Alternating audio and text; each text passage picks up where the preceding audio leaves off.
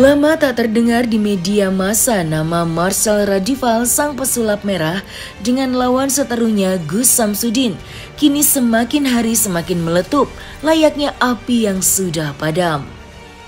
Marcel diketahui viral karena berseteru dengan Gus Samsudin hingga berujung pada laporan polisi oleh pihak Gus Samsudin di Polda Jawa Timur hingga menuai respon dari Persatuan Dukun se-Indonesia yang turut melaporkan dirinya atas pencemaran nama baik profesi dukun. Marcel nampaknya tidak merasa gentar sama sekali. Ia malah semakin gencar berkat viralnya masalah ini dalam mengedukasi masyarakat tentang kejahatan yang dilakukan oleh para dukun-dukun palsu, terlebih yang mengatasnamakan agama. Gencar pemberitaan terkait dirinya yang akan dipanggil oleh pihak kepolisian atas laporan yang dibuat oleh Gus Samsudin, maka seperti inilah pernyataan terbuka dari Marcel Radival terkait lanjutan kasusnya dengan Gus Samsudin. Yang pasti sampai detik ini ya, klien saya Marcel belum menerima surat panggilan resmi terkait dengan katanya infonya ada panggilan dari pihak Polres Metro Jakarta Selatan. Belum ada ya Mas? Belum ada sama sekali. Belum ada. Satu-satunya panggilan cuma yang dari laporan si Mas Udin aja, dari Blitar. Kalau dari Polres belum ada. Emang punya orang yang kemarin laporan yang Mas Udin aja dikirimnya ke sini, yang rumah saya yang di Jakarta. Yang artinya Tangsel. gini, saya memastikan ya bahwa klien saya adalah warga negara yang baik, yang taat akan aturan hukum terutama. Ketika ada panggilan polisi, sudah pasti kita akan hadir. Ya. Namun kalau memang belum ada panggilan sampai detik ini, kita mau ngapain hadir? Ya. Kan jadi lucu nanti. Kita tiba-tiba datang ke Polres misalnya, Metro Jakarta Selatan. Ya. Saya memenuhi panggilan yang mana?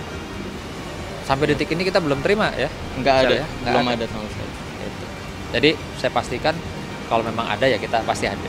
Sampai saat ini sih infonya sudah digelar henti lidik, cuma suratnya belum ditandatangani begitu.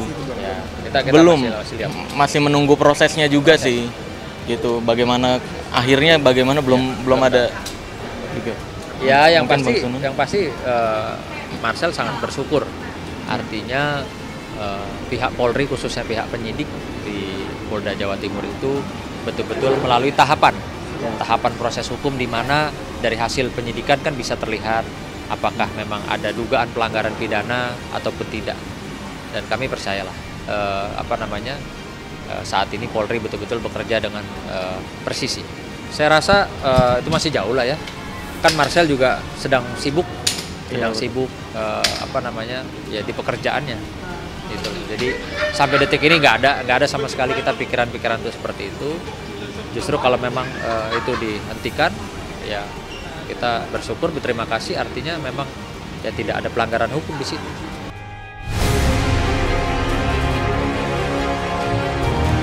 Di balik sikap santainya menghadapi itu semua, nyatanya Marcel sedikit demi sedikit sudah mulai memikirkan langkah hukum yang akan ia ambil ke depannya.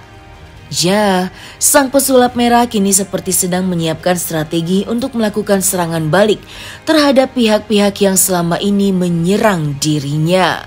Saat ini Marcel mengaku sedang banyak berkonsultasi hukum dengan beberapa pengacara dalam tindakan apa ke depannya yang harus ia ambil.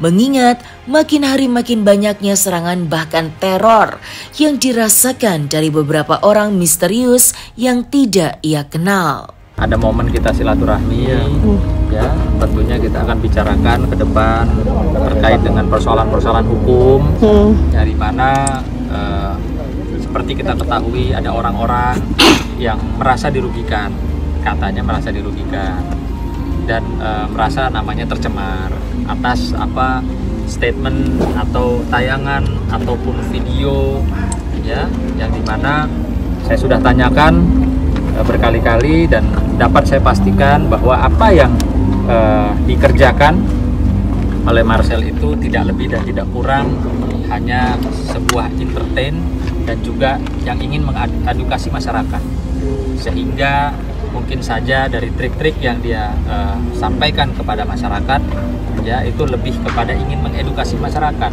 supaya masyarakat pinter, masyarakat tidak terpelosok ya terjerumus dengan adanya trik-trik yang mungkin saja digunakan oleh oknum-oknum yang tidak bertanggung jawab. Ya, tapi sekali lagi saya pastikan bahwa Marcel tidak ada niatan untuk mencemarkan nama baik orang, ya, untuk menyerang seseorang, kehormatan seseorang, apalagi merugikan seseorang. Bukan begitu? Sangat betul sih. Nah, artinya kalaupun ada orang yang merasa dirugikan dan mungkin saat ini juga sudah melaporkan ke pihak yang berwajib, maka pada prinsipnya kami juga membuka ruang untuk bersilaturahmi, ya, karena sebaik-baiknya satu persoalan itu ketika bisa dibicarakan tidak harus melalui jalur hukum. Dan saat ini juga perlu diketahui bahwa adanya instruksi dari Bapak Kapolri kita bahwa segala satu persoalan terkait dengan pencemaran nama baik itu bisa diselesaikan dengan RJ, restorasi justice. Di channel YouTube saya sudah lama mengatakan dukun yang saya maksud adalah dukun yang sok tahu tentang hal goib. Jadi dukun bayi, dukun beranak, dukun pijat itu bukan termasuk.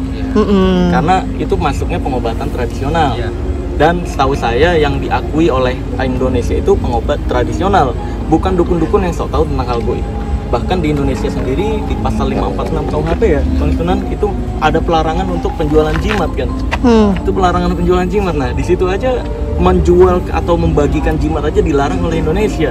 Gimana caranya dukun-dukun yang sok tahu tentang hal goib ini diakui? Dihadapi aja. Cuma kan saya ingatkan kembali, pembuatan laporan palsu itu bisa kena pasal juga ya. Dan lebih senang lagi, banyak juga orang-orang yang support kayak teman-teman artis, teman-teman pengacara juga banyak yang mensupport karena memang semuanya peduli sama masyarakat Indonesia. MUI ya? Iya, MUI pun, PBNU, semuanya kan mensupport karena memang seharusnya begitu. Masyarakat Indonesia bersatu untuk saling peduli terhadap masyarakat Indonesia. Jangan malah saling serang-serangan. Bukan membongkar, lebih tepatnya mengedukasi masyarakat Indonesia agar masyarakat Indonesia tidak mudah dibodoh-bodohi, gitu sih. Karena miris banget loh, kasihan masyarakat Indonesia banyak yang dirugikan, yang harusnya uangnya bisa dipakai untuk berlibur sama keluarganya, ini malah dipakai untuk ya pengobatan-pengobatan yang sebenarnya trik gitu. Nah, yang saya bongkar kan trik-triknya itu agar masyarakat Indonesia tidak lagi mempercayai trik itu adalah sebuah pengobatan atau sebuah keajaiban gitu. Gak kapok lah ya, walaupun banyak laporan-laporan sekarang tetap mengedukasi gitu ke depannya. Tidak kapok karena memang nggak berefek apapun juga. Jadi memang bagi saya pun nggak masuk deliknya, bagi saya loh ya. Karena ya saya ketika membongkar juga nggak pernah menghina pribadi. Yang saya bongkar tuh apa yang dilakukan gitu.